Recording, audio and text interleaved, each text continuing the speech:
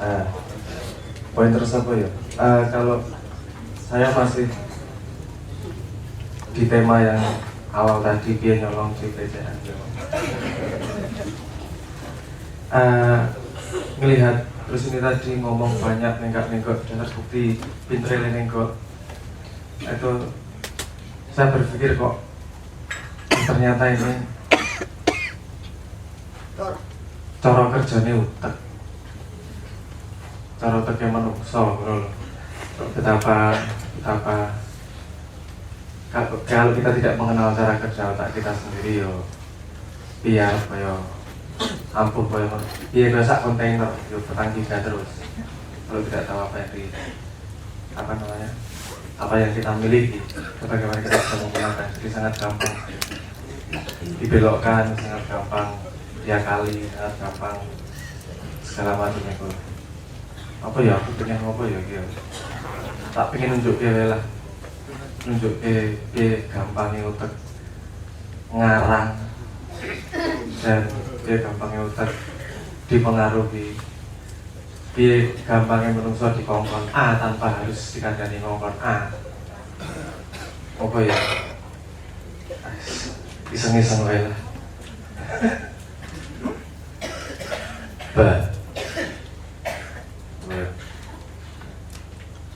Nah aku mencolot ngomong nadanya yang pas ya.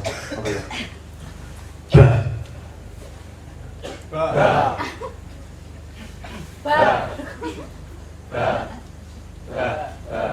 Sing seru lek. Suaranya sih cilik banget. Jajal wae.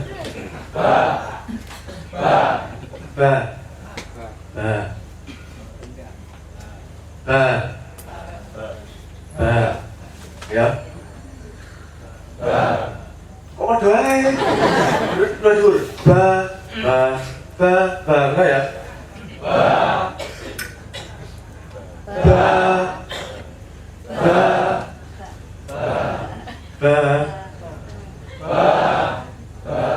Iki udah orang ngerti nada. Podo ae nadane. Ini apa segini itu ya yang menunjukkan gambarnya.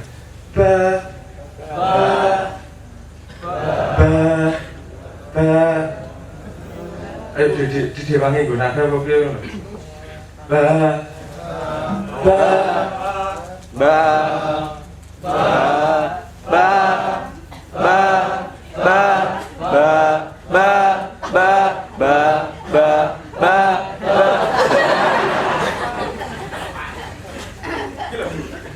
Yo, ngerti bedanya tak? Jajal naik, perhatikan.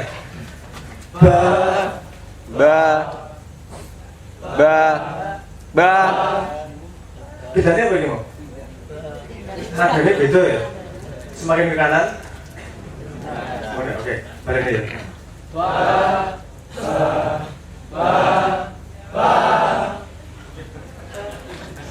Jajal naik.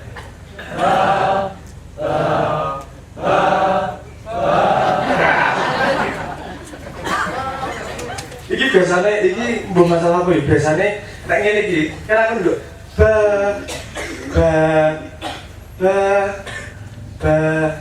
nanti di otak nggak kesimpulan. Nek rono semakin munggah. Aku mencolot ini. Langsung udah. Ikan sih nggak kesimpulan gue dewe. Kamu coba kalau sang guyu sama nggak nyanda itu. Enggak, maksudnya aku pengen jadi untuk mempengaruhi, untuk membuat orang berjalan ke arah yang dia inginkan, tidak perlu menunjukkan contoh kari A, terus laku dhewe rono. Jadi betapa selama ini kita ngos-ngosan aku malah rata olahraga. Sangat banyak, maksudnya sangat banyak skema-skema di mana kita linear seperti itu sehingga tidak terbiasa belok-belok. Nah, ini mau apa sih nih? Modifikasi sedikit ngangkang, jadi bingung. Nah, saat lebih ngangkangnya kayak, wah pencolotan rono ini, sehingga bisa keluar dari pemikiran linear yang sudah dibentuk, seperti sekolahan, seperti jenjang sekolahan yang dilihat sebagai hal yang absolut itu kan sebenarnya mengarahkan kita kepada range yang seharusnya tidak absolut tapi menjadi absolut. Aku pengen menunjukkan kui mau jane aneh nadane mau ono sing bener ono sing salah jadi biar padha karo ngakak. Paling gue sing tak tambah. Jadi kalau diaplikasikan penjajahan yang dialami kakek nenek kita adalah penjajahan yang sifatnya fisik dan intimidasi militeristik. Tapi sesungguhnya sudah dirintis sejak bersamaan dengan berdirinya Amerika Serikat. Itu sudah dirintis satu pola penjajahan di mana cara kerja otak Anda itu yang menjadi sasaran. Dan Anda sekarang sudah, kecuali orang Ma'iyah yang sudah mulai memiliki banyak antivirus, seluruh Indonesia bahkan seluruh dunia sudah dikendalikan hampir 100%. Tersisanya sedikit sekali. Ojo meneh kok soal demokrasi dan politik. Orang Indonesia disebut negara dunia ketiga. Kui ikhlas kok. Malah diomong-omongke karo kaum intelektual. Tadi Pak Nevi membaca puisi kita maju ke belakang. Orang-orang maju ke belakang, orang-orang mundur ke depan. Sejak saya nulis buku yang disebut Mas Toto tadi, saya kira ada kalimat saya di situ bahwa saya tidak berbelakang, saya berjalan ke arah yang tidak seperti mereka. Jadi penjajahan melalui cara kerja otak yang dimaksud Sabang itu sedemikian rupa diterapkan secara strategis dengan paket dan desain yang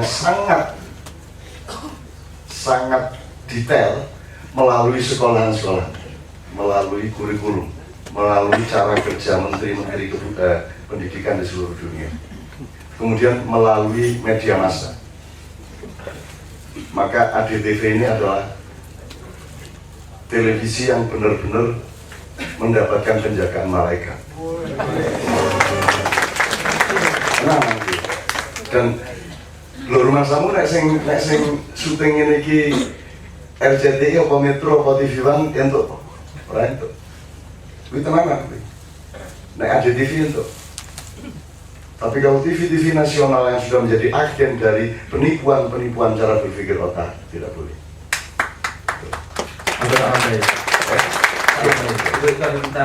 Itu kan sebenarnya ilustrasi mekanisme itu tadi. Terus memberi contoh dan efek langsungnya seperti yang dikatakan Cak Nun, dan sebenarnya bahwa kita sudah dirampas tanpa tahu bahwa kita dirampas hak kita untuk memutuskan, hak kita untuk berpendapat benar atau salah, baik atau buruk terhadap segala sesuatu, terutama karena misinformasi, misdireksi dan banyak halnya. Tak kayak contoh yang ketawa gerakan tahu permurah, gerakan anti kertas karena merusak lingkungan. Saya cuma pengen mengajak berpikir tenang kok.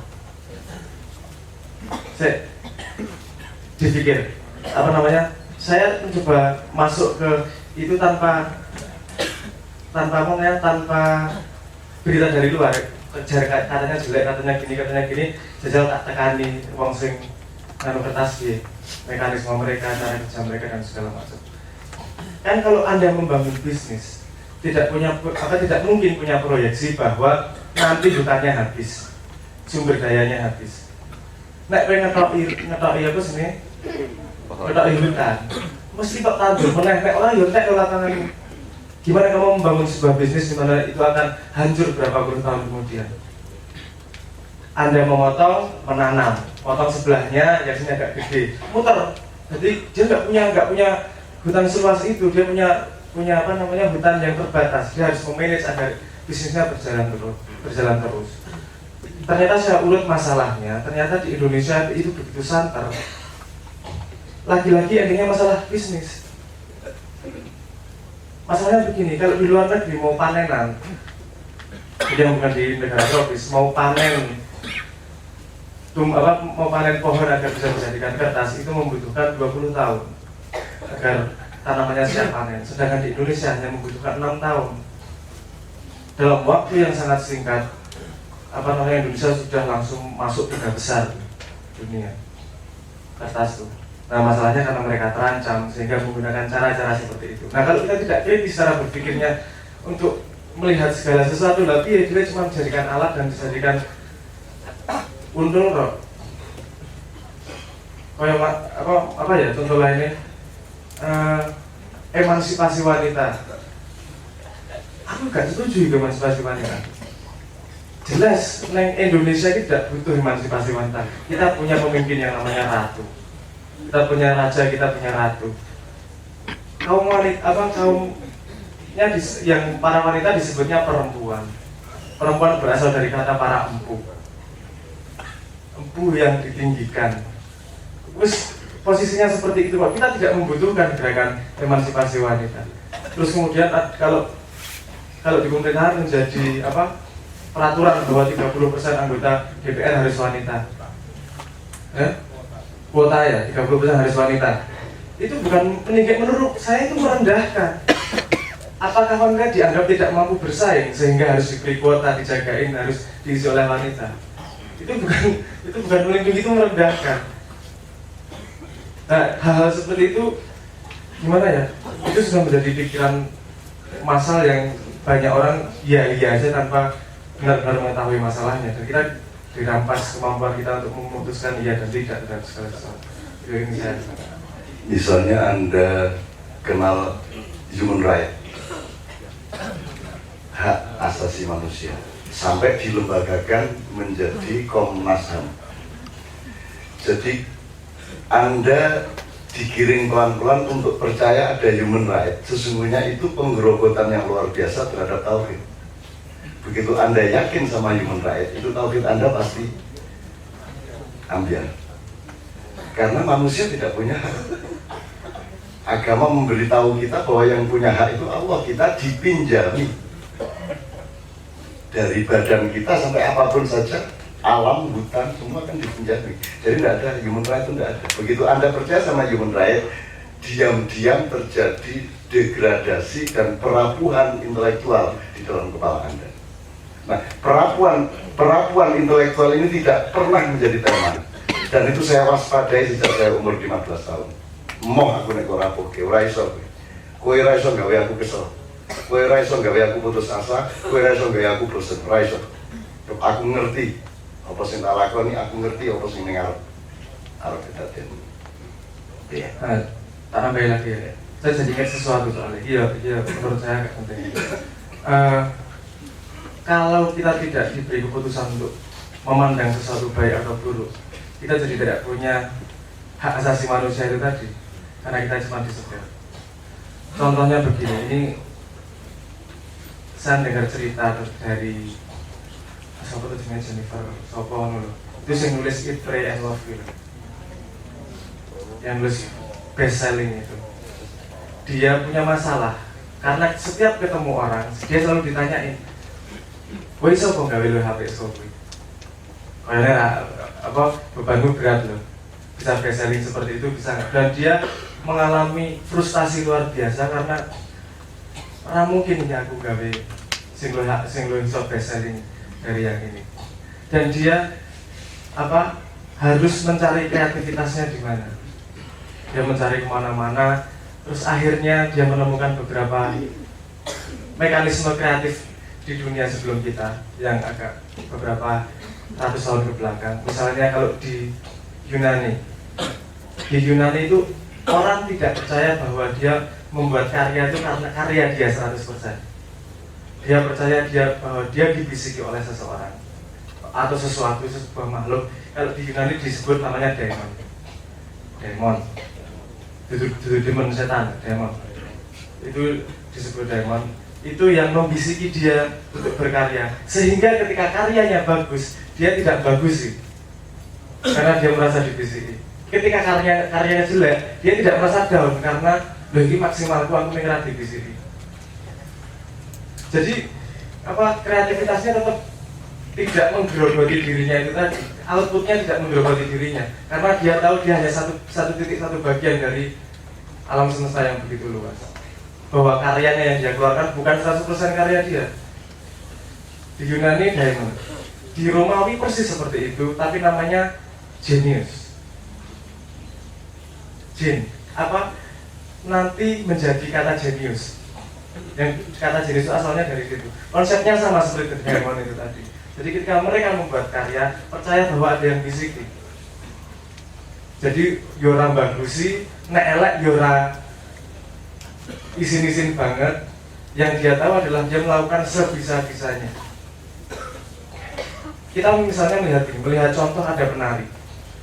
Dia menari hal yang sama 10 kali, tapi suatu hari kita melihat dia luar biasa ngasih koyo ampuh tenan kayak koyo mabur kayak. Padahal dia melakukan yang biasanya. Itu kan dimana dia sudah dalam tanda petik dibisi itu tadi sudah tajali itu tadi. Kalau orang kalau orang mor langsung nyebutnya Allah, Allah, Allah, Allah. Berarti dia melihat Allah di situ. Ketika dia menginvasi Spanyol, orang Spanyol melu-melu, yo Allah, Allah, tapi jadi oleh. Yang sekarang jadi oleh. Itu kan sebutan untuk sesuatu yang ampuh, bravo, oleh. Jadi dia melihat Tuhan di situ, tapi lupa Tuhannya. Jadi yang dikagumi adalah orangnya, bukan prosesnya. Menambahin gitu.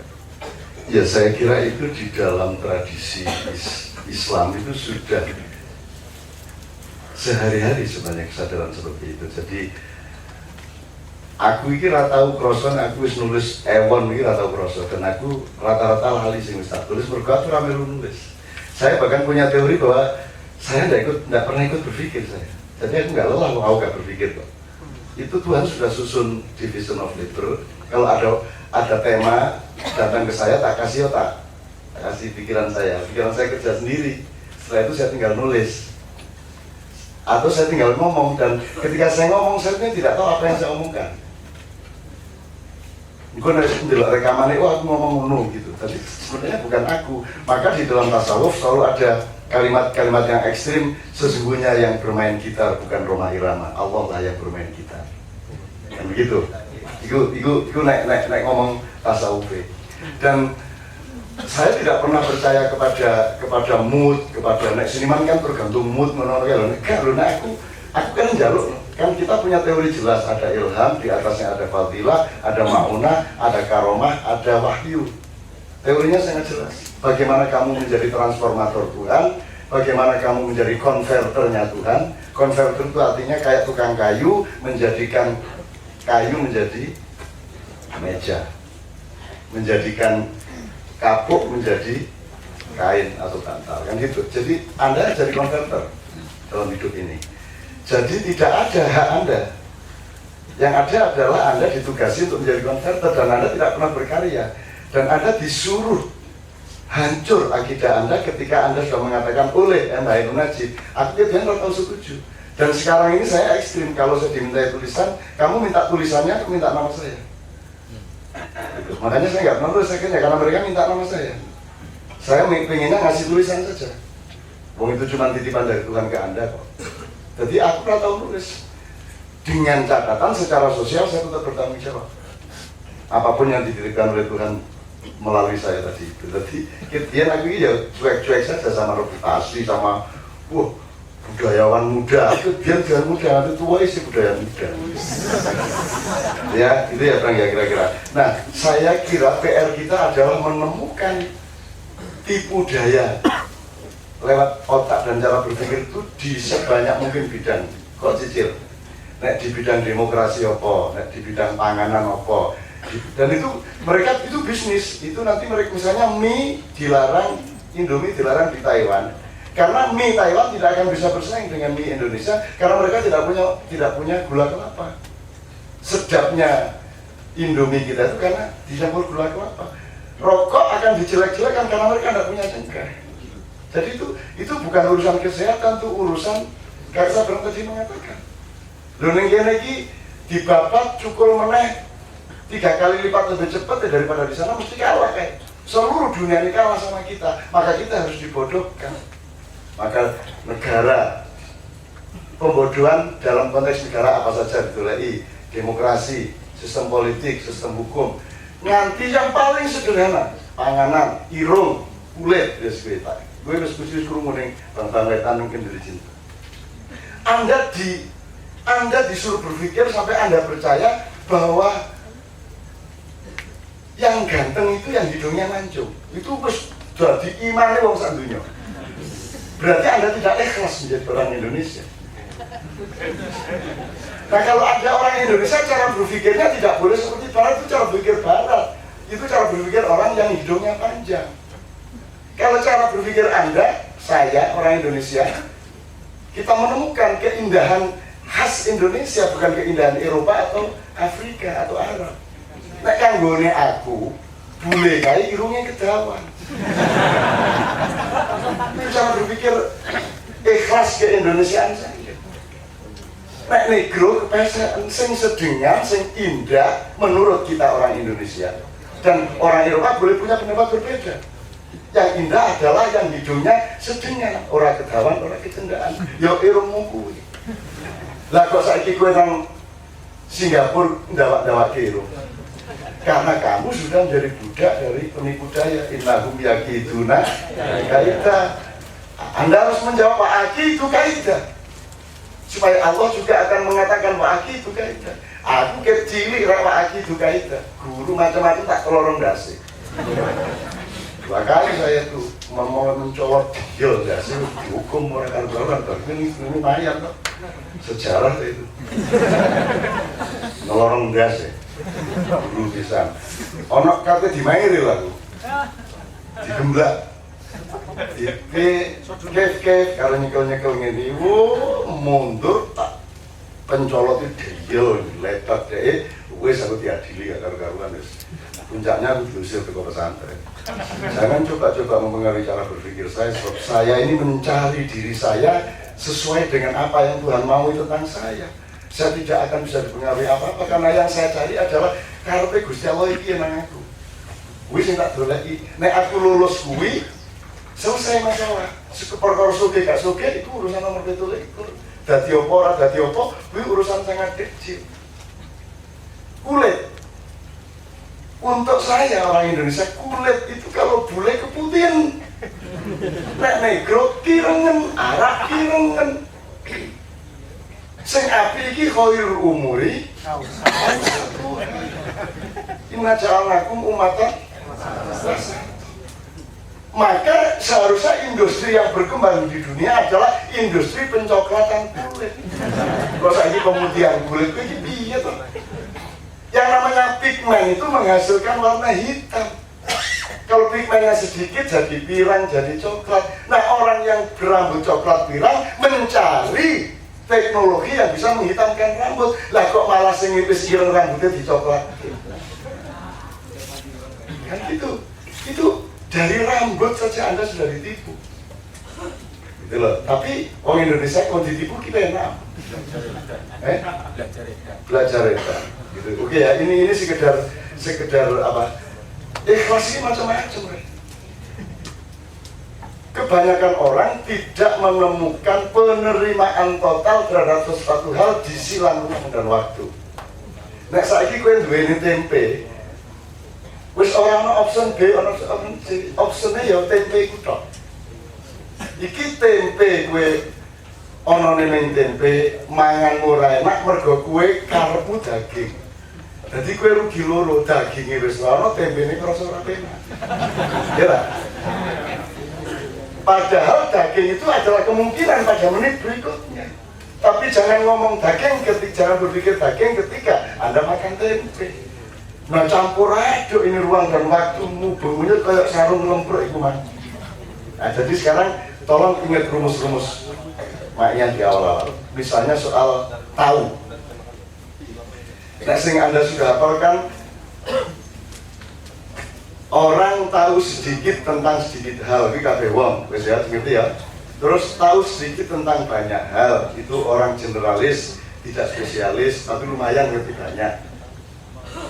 Nomor 3, orang yang tahu banyak tentang sedikit hal, gitu ya. Nomor 4, orang makyah adalah orang yang tahu banyak tentang banyak hal. Ya. Sekarang tak kasih ilmu intelijen, dieling-eling.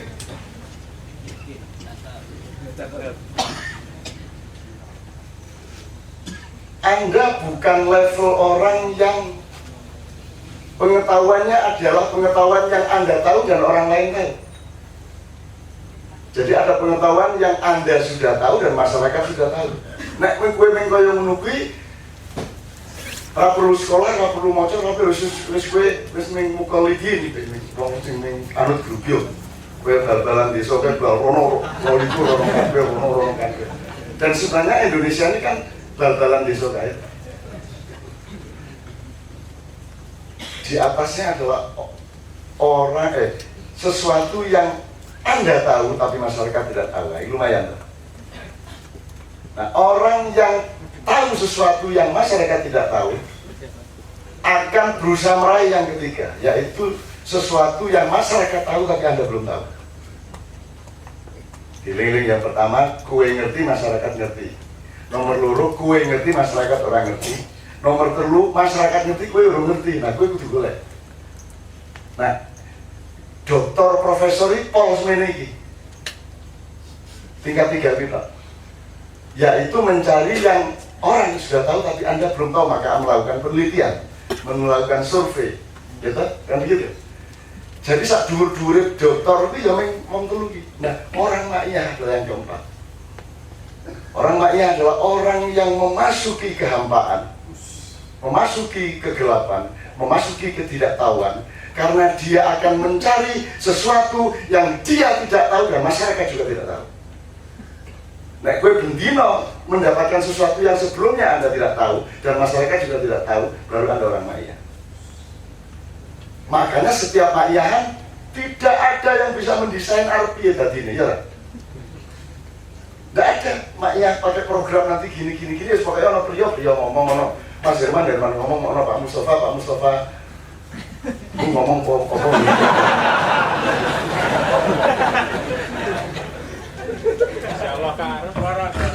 nyuara muni kemerontang. Oke, saya ulang sekedar untuk supaya menjadi file benar dan besok Anda bergerak di situ. Kalau Anda tahu, masyarakat tahu, ya wis ora usah diomong. Nek Mas Anda tahu, masyarakat tidak tahu, berarti Anda menjadi pemimpinnya masyarakat, menjadi sumber informasi. Nah, Anda juga harus meningkat menjadi mencari sesuatu yang masyarakat sudah tahu atau ada di dalam masyarakat, tapi Anda belum tahu, Anda harus berusaha tahu. Tapi orang maiyah adalah orang yang mujtahidin, orang yang menguak hijab, orang yang membuka sirrullah wa asrarillah, yaitu selalu mengejar sesuatu yang kita belum tahu dan orang lain pun belum tahu. Itu yang kita kejar.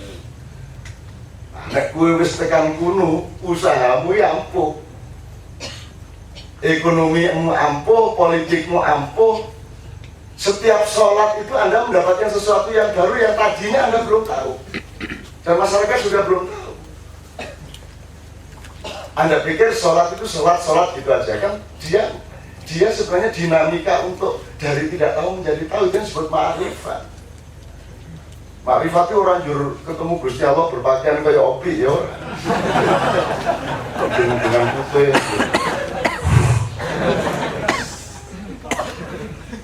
Bukan itu ma'rifat. Ma'rifat adalah pergerakan Anda dari gelap ke cahaya, pergerakan Anda dari tidak tahu menjadi tahu. Apalagi tidak tahu Anda adalah juga tidak tahunya orang banyak, dan Anda perintis untuk tahu sesuatu yang kemarin Anda belum tahu. Kalau Anda sudah berdiri di situ dan bergerak terus secara ikhlas di situ, maka Anda akan menjadi pemimpin. Tuh, itu soal yang disebut sabar. Nah, sekarang kita sudah terlanjur tertipu seperti itu, temukan segala. Ya nek koran ki isine sing wong ngerti, korane ngerti. Ya paling pol memuat sesuatu yang mereka tahu tapi korannya tahu, wartawannya tahu, redaksinya tahu, tapi masyarakat tidak tahu, paling pol. Dan paling pol mereka mencari yang masyarakat sudah tahu tapi mereka belum tahu, terus mereka muat. Tapi saya belum pernah menemukan ada berita, ada fenomena-fenomena komunikasi yang mengejar sesuatu yang kita juga belum tahu dan semua orang juga belum tahu. Aneh, Sing keempat jenenge makrifat. Makrifat itu ya kayak Mas Nevi itu mengalami makrifat tentang flash disk. Itu terjadi pada suatu malam jam 1 kira-kira, ketika langit kelam, ketika angin berembus pelan-pelan, kita berhenti di tepi rel kereta api di Solo sambil menunggu makan ceker. Kemudian dia menemani seorang yang lebih ketinggalan zaman dibanding dia, yaitu Mas Untung Basuki. Nek Nevi wis iso SMS, Mas Untung ki SMS belum tahu krungu kan. Terus tiba-tiba di tengah-tengah sepi kami makan ceker, Nevi berteriak, "Dong, dong, dong, dong, dong, dong. Barang semene sing isine musik oke banget kayak apa?"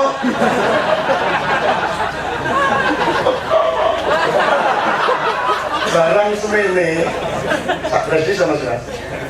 Barang semene sing iso diseni musik oke banget kae. Deso. Tapi makrifat ya toh.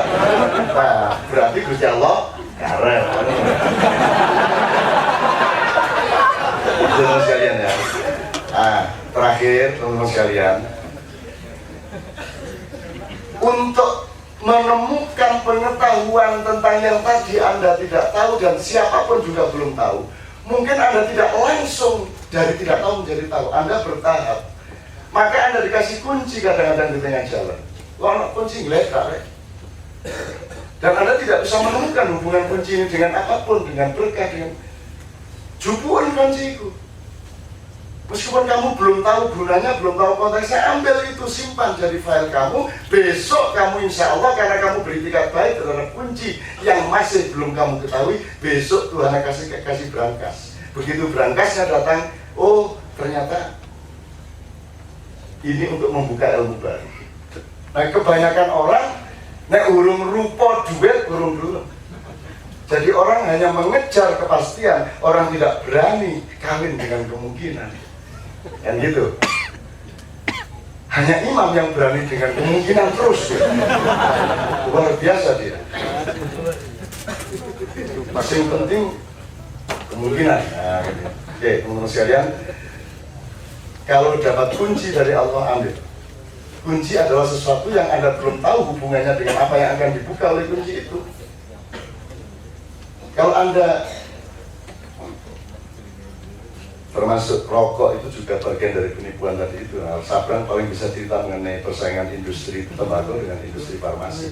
Kemarin kita di petani rokok di Kopeng, mereka bergembira karena hampir saja ada undang-undang melarang tanam tembakau. Gitu loh, kan kecurangannya kan jelas loh ya, nek rokok dapat menyebabkan nek gula tidak dikasih ini. Gue tuku sate kambing, orang tiga sate kambing dapat menyebabkan lara-lara, ini kita loh sing dielek-elek.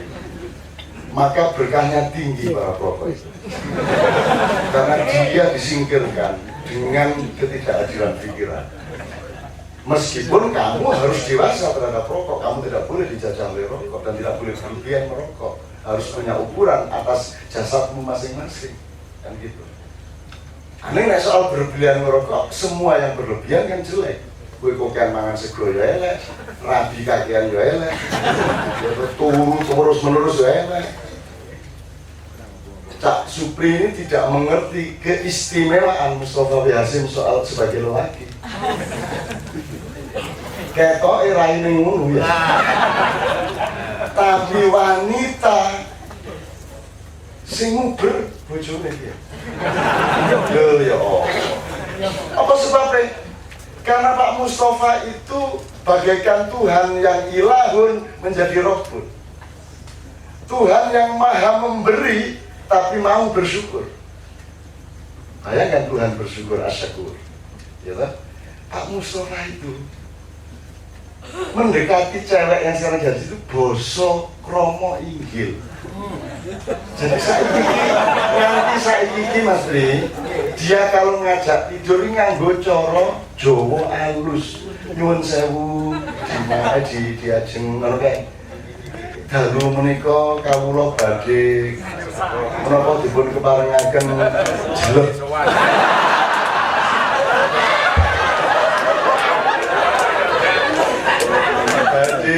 Niki ndas boten ngangge utek liya jadi sowan.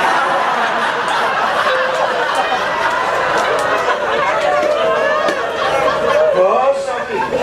Gak ono sak dunya. Rasulullah aja ndak bosok gak kena cara Jawa. Hanya Mustafa bin Hasim sing bosok karo bojone. Nyuwun sewu Dik, kopinipun sampun pun damel temu dereng ngono kuwi.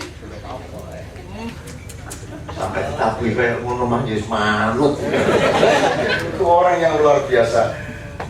Saya kira Allah sejak awal sebelum dia dilahirkan di kota gede sudah mengumumkan kepada api neraka, wahai api neraka, sejak sekarang sampai kapanpun aku haramkan engkau menyentuh Mustafa bin Hasim. Jadi nek Mustafa rendah hati terus pura-pura mlebu neraka terus genine nyuwun sewu ampun. Ampun ngoten to Pak. Genine pekewo. Bisa bayangin pekewo karo Mustafa. Gak mentolo.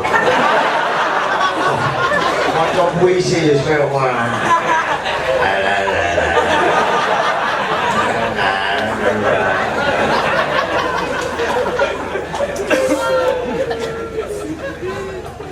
Oke teman-teman sekalian, siap nggak saya buka ini?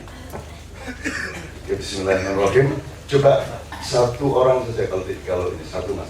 Kok niam bolak-balik? Ya nggak apa-apa. Kudu luwih apik timbangane musine Pak Mustafa. Assalamualaikum warahmatullahi wabarakatuh. Ini sebenarnya juga pertanyaan sudah lama tapi baru teringat sekarang setelah tadi Cak Nun bercerita, yaitu tentang tadi Cak Nun mengatakan bahwa yang ku cari sejak umur 15 adalah apa yang diperintahkan, apa yang sebenarnya diperintahkan oleh Allah kepadaku untuk kulakukan. Nah, yang ingin saya tanyakan adalah pertama, bagaimana cara mencari tahunya? Yang kedua, ini menurut pengalaman Cak Nun saja, karena mungkin tiap orang beda-beda. Yang kedua adalah kapan atau tepatnya bagaimana Cak Nun kemudian menganggap atau ya merasa sudah bahwa ini loh yang diperintahkan. Begitu kira-kira. Terima kasih. Iya, jawabannya mestinya panjang tapi saya kira garis besarnya saja. Itu tidak bisa, itu dicari setiap momentum, setiap saat kita mencari lagi. Setiap saat kita mencari lagi, menit berikutnya itu sesuatu yang baru lagi, jadi Anda mencari lagi, tidak pernah berhenti mencari. Caranya mencari adalah menggunakan semua perangkat yang Allah kasih juga, yaitu cara berpikir, rasa, insting, panggraito, sasmito, semua dipakai. Pengorganisasian di antara semua ini monggo, kan gitu. Tapi setelah sesuatu terjadi, kita tetap bisa mengidentifikasi dengan teori yang dulu. Ada sesuatu yang terjadi karena dibiarkan oleh Allah. Tanpa Allah bisa kita pastikan setuju atau tidak setuju, pokoknya dibiarkan sama dia. Atau sesuatu terjadi diizinkan oleh Allah. Itu belum tentu sama dengan kemauan Allah.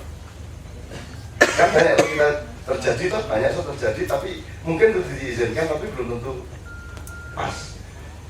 Nah, nanti di antara semua yang Anda alami dan yang akan Anda ambil sebagai langkah, akan tampak akurasi dari sesuatu yang bukan hanya dibiarkan atau diizinkan, tapi memang diperintahkan.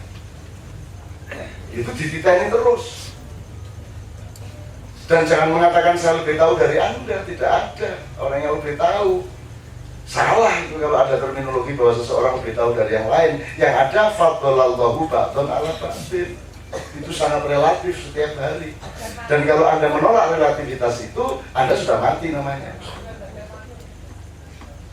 Gitu loh. Jadi tiap hari Pak. Jadi tiap hari nyari, kayak iman terangnya orang wong kayak iman itu ya tegul wingi isuke ya rada mundur meneh. Loh, udah mikir ini ngelihat sepak bola saja cukup kok. Ngelihat sepak bola saja cukup kok. Anda kan melihat tuh, misalnya kemarin All Star Indonesia melawan Sriwijaya. Itu kan kelihatan siapa yang terbimbing, siapa yang tidak, siapa yang disengaja Tuhan untuk tidak bisa masuk. Dan kejadian tidak bisa masuknya tuh hanya 1-2 cm kok bedanya. Itu semua kejadian itu bisa Anda lihat. Tapi makrifat itu terus dinamis, makanya Allah memuncaki dengan kata Allahu Akbar, bukan Allahu Kabir, tapi Allahu Akbar. Akbar itu lebih besar. Dia adjektif, dia kata kerja. Jadi Allah selalu lebih besar, lebih besar, lebih besar daripada yang kita temukan. Ya, jadi jangan mencari kepastian. Oke, Pak. Mbak Sri, ini dengan cara berpikir itu tadi, coba keluar dari asumsi dasar. Ini kan tadi mengandung asumsinya bahwa kapan kamu tahu kamu sudah melakukan apa yang di kalimatnya kan apa yang diperintahkan. Asumsinya kan bahwa ada perintah, kemudian kamu melakukan perintah tersebut. Mundur sih. Siapa tahu tidak begitu. Ini cuma simulasi. Kalau saya mengambil dari, saya punya kesimpulan bahwa guru terbaik itu yang namanya pengalaman. Sebabnya, guru terbaik adalah pengalaman dan guru terkejam adalah pengalaman. Karena pengalaman itu memberi tes dulu, baru memberi pelajaran. Itu harus sekolah, pelajaran dicek lagi tes. Siapa tahu, kalau melihat perjalanan hidup kan berapa persen sih kontrol kita? Gak sengajanya sangat banyak, itu tadi loh, yang 1 cm gak sengaja sangat banyak. Mungkin apa yang kita lakukan bukanlah apa yang diperintahkan, tapi apa yang harus dilakukan. Tapi yang diperintahkan adalah mencari pelajaran dari apa yang harus dilakukan. Paham ya dalam logikanya? Jadi bukan tentang apa yang kita lakukan, kita melakukan apa yang harus dilakukan. Ngelih mangan, kerja, nguripi anak bojo. Tapi perintah itu sinau ora saka kejadian-kejadian dalam hidupnya itu. Jadi semua punya porsi yang sama terhadap perintah dari Tuhan itu. Tidak diperintahkan kaya, tidak diperintahkan miskin, tidak diperintahkan menjadi apa, tapi itu memang harus dilakukan demi pelajaran yang harus diperintahkan, harus dipelajari itu tadi. Aku ngajak logikanya gitu, yang lebih make sense yang mana? Ini tawaran logika, woy. Oke, terakhir sekali karena waktunya hampir setengah 4. Saya tanya kepada Anda, pengetahuan Anda mengenai Quran. Raja Arab Saudi aja sebelum menggantikan bapaknya, Ahlul Bait itu yakin, para Ahlul Bait, Rasulullah itu yakin bahwa Raja Arab yang sekarang umurnya 88-89 itu akan meninggal sebelum bulan puasa. Mereka yakin seperti aku dalam Tuhan. Kemudian akan digantikan oleh anaknya yang akan punya sikap kritis dan rasional kepada Amerika dan sekutu-sekutunya. Maka sebelum itu terjadi dibunuh dulu di Suez. Maka nanti yang akan menggantikan bukan lagi anak yang kritis ini, tapi anak yang lain yang lebih parah dari bapaknya. Nah, ini ngomong tentang Arab Spring. Hari ini masih bergolak di Syria, di mana-mana. Itu semua nanti kita omongkan semua. Saya kasih tahukan rapat intelijen puncaknya mereka bunyinya apa ketika menilai gagal dan tidak gagalnya Arab Spring. Bahwa di Mesir mereka kecolongan, malah Ikhwanul Muslimunnya menang. Kalau Libya bagaimana? Kalau ini bagaimana? Dari Afghanistan sampai Irak, sampai Yaman, sampai semuanya, sampai Syria sekarang. Nah, teman-teman sekalian, alhamdulillah jemaahnya kita bisa sampai ke sana. Ini orang sanjur bagus sih gitu ya. Karena ini Allah tetap loh, ini Allah tetap subjek utama loh, bukan kita loh. Dan saya tidak punya kebanggaan apa-apa dengan semua itu. Itu bukan milik saya. Kan kul in dalaltu fa inna ma'adilu ala nafsi fa in tadaitu fa bima juga ilaika rabbi. Itu elek-elek otak pegang itu. Apa sing apik mesti saka Gusti Allah gak teko aku, apa sing elek iku teko aku njaluk sepuro. Itu loh teman-teman sekalian. Dan itu tak pegang bener-bener dan aku gak bangga kok. Apa yang gak bangga? Gitu loh. Gak harus. Wah, Surabaya gampang ya bener, untuk gak bangga gampang. Apa Surabaya penggaweane ngenyek awake dhewe ya. Aku nek tak pikir-pikir tak, aku ngoco yo. elek temen ra iku. Nek wong Surabaya iso ngomong ngono. Nek wong Yogyakarta urung karuan. Wong Surabaya iso masalah lambi iku rodok melihat dedek yo opo. Elek aku tak ini. Tapi siapa meneh jane Gusti Allah karepe koyo ngono. Oh. Oke teman-teman sekalian, bismillahirrahmanirrahim. Tolong jangan ada yang menjadi bias dan jangan ada yang menjadi kontraproduktif, jangan ada yang menjadi keburukan. Jadi yang lebih penting dari yang kami omongkan di sini adalah Anda mengolah menjadi konverter dari semua yang muncul di sini menjadi kebaikan semua, menjadi kemaslahatan semua, dan kemaslahatan itu akan akseleratif. Ada yang berguna nanti pagi, ada yang baru berguna minggu depan, ada yang baru berguna bulan depan, ada yang baru akan Anda ketahui manfaatnya dari malam ini, mungkin 5 tahun yang akan datang. Sama dengan potongan kayu di jembatan tadi. Itu 1 tahun baru tahu dia bahwa potongan itu jangan diremehkan. Jadi kalau Anda sekarang dipenggal oleh cara berpikir Republik Indonesia menjadi gelondongan kayu potongan kayu yang berserak-serak di pinggir jalan, Anda jangan kecil hati, kata Mas Priyo gitu. Meskipun Mustafa oleh Allah ditakdirkan terakhir. Maka ini pesan dari Padang Bulan terakhir sekali. Disinilah letaknya pembelajaran untuk ngerti kapan bilang astagfirullah, kapan bilang subhanallah, kapan bilang insya Allah, kapan bilang masya Allah. Dan selama ini banyak terbalik. Kalau Anda menemukan sesuatu yang menghina kesucian Allah, ucapkanlah subhanallah. Ketemu Cak Priyo dengan kebenaran omongannya, jangan bilang subhanallah, itu berarti menganggap dia kotor. Maha suci Allah dari kekotoran Priyo. Jadi jangan sebut subhanallah. Misalnya kagum sama puisinya Pak Mustafa, itu kita ucapkan masya Allah, karena bukan Mustafa yang menciptakan, melainkan masya Allah. Puisinya tadi adalah sesuatu yang dikehendaki oleh Allah. Maka masya Allah. Ono arep do wayu mentek. Ya apa ngomong? Sing cocok ya alhamdulillah. Nah ini diwanti-wanti sama Cak Fuad karena banyak keliru-keliru di sini. Insya Allah itu yang paling dieksploitir. Pokoknya kira-kira Arab tinggal janji yang ngomong insya Allah. Teko ya, Cak. Insya Allah. Nah, itu berarti gak teko gitu.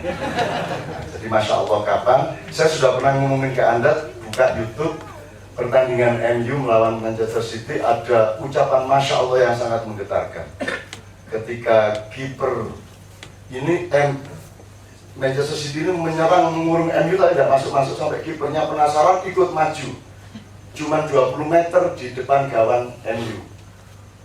Jadi dikepung betul sampai kiper yang kalau maju, ternyata bolanya balik sehingga serangan balik, 2 pemain lari, bolanya melambung, kipernya jadi ngarep, melawayu kiper Manchester City, ya, melawayu. Dan ketika bola melambung hampir masuk ke gawangnya, dia loncat dari sini, set, ditamplek, cut, tidak masuk. Terus komentatornya, masya Allah, ya Allah, masya Allah. Aku ngurungokno iku kaget, wih, ono apa iki? Oh, bal-bal. Itu luar biasa, saya senang betul sama video itu. Masya Allah, tidak subhanallah, tidak astagfirullah, tapi masya Allah. Sebenarnya mustahil si Van der Sar ini. Masya Allah, ini mustahil kalau bukan Allah yang menghendaki. Gue jangan pas kayak kalau lari dari sana. Maka ucapannya benar, masya Allah, masya Allah. Mendengar Pak Mustafa membaca puisi, masya Allah. Nek ndelok wonge kan ya ora mungkin iso ngono. Ning kok Gusti Allah kan. Ya kok meneh. Allahumma sholli wa sallim ala sayyidina Muhammad. Allah dan siksa dan dengan batas. Ya. Allahumma sholli wa sallim ala sayyidina Muhammad. Olahlah batin Anda, rohani Anda masing-masing. Jadikanlah Sohibu Baiti ini menjadi kendaraan Anda untuk sampai kepada ma'rifatullah, sehingga Anda juga ma'rifatul hayat wa ma'rifatul dunya wa ma'rifatul kulli syai'. Allahumma sholli wa sallim ala sayyidina Muhammad. Setelah Al-Fatihah on. Mudah-mudahan Allah Subhanahu wa taala benar-benar mengamanati Anda kunci-kunci dan pilar-pilar masa depan bangsa ini. Amin ya rabbal alamin. Meskipun Anda hanya sepotong kayu di pinggir jalan, tapi waktu yang akan diberikan oleh Allah untuk menunjukkan bahwa Anda akan punya peran yang luar biasa menyelamatkan banyak orang, banyak pihak. Ila dunia as-solikah wa bi sirri wa bi asrari wa bi hurmati wa bi karamati al-fatihah.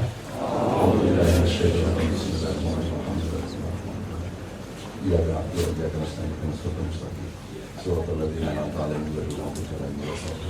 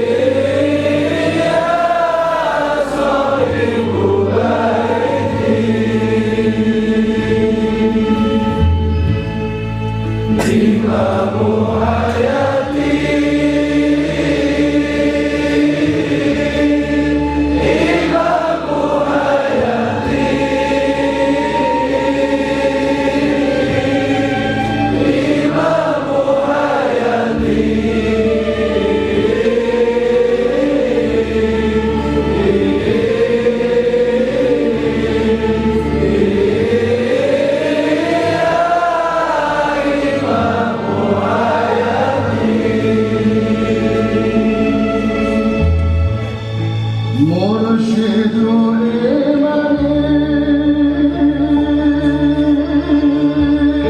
أنت شمس قلبي وعمر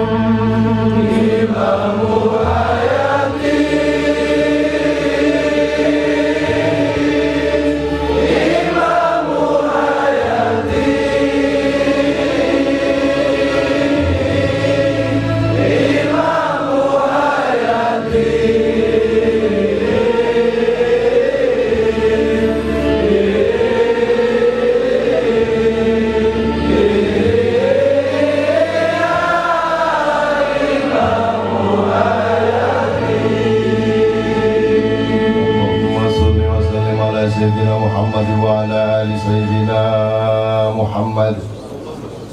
إنما أمره إذا أراد شيئا أن يقول له كن فيكون. أمره إذا أراد شيئا أن يقول له كن فيكون. أمره إذا أراد شيئا أن يقول له كن فيكون. سبحان الذي بيده ملكوت كل شيء وإليه ترجعون. صدق الله العظيم. ربنا آتنا في الدنيا حسنة وفي الآخرة حسنة وقنا عذاب النار. سبحان ربك رب العزة عما يصفون وسلام على المرسلين والحمد لله رب العالمين. الفاتحة.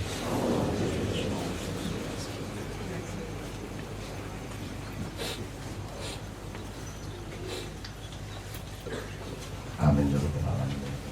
Sampai ketemu bulan depan pada Nuzul Quran yang akan kita beri judul Bulan Kedermawanan Allah. Amin ya rabbal alamin. Saya mohon maaf atas semua kekurangan. Assalamualaikum warahmatullahi wabarakatuh.